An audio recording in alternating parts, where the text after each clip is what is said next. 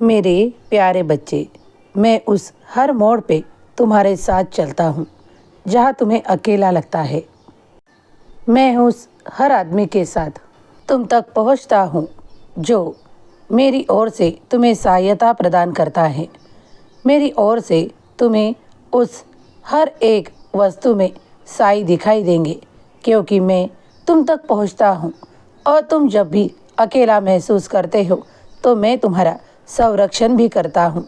तुम और तुम्हारा सारा परिवार सुरक्षित है, चिंतित मत रहो।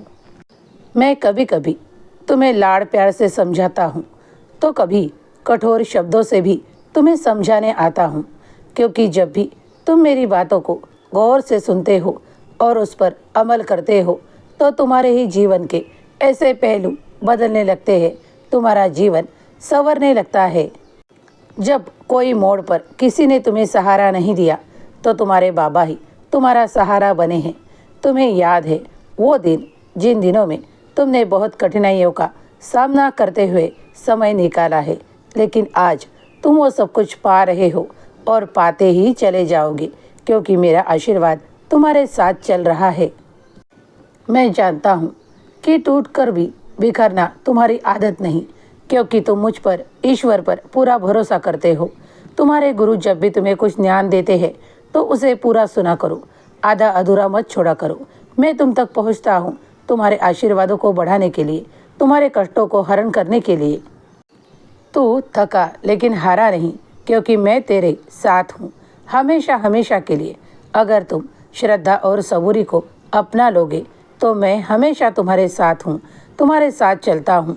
तुम जो खाते हो मैं वो भी खाता हूँ, तुम जो मुझे देते हो वो मैं स्वीकार करता हूँ।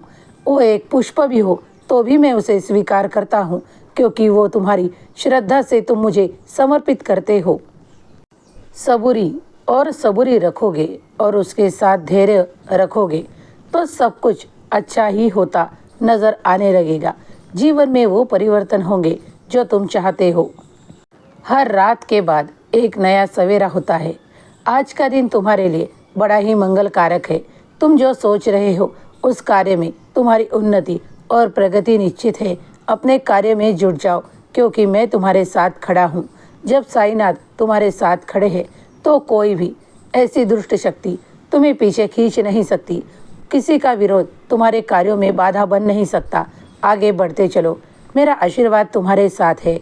खुश रहो। 11 वचनों को प्रतिदिन पढ़ा करो। खुश रहो।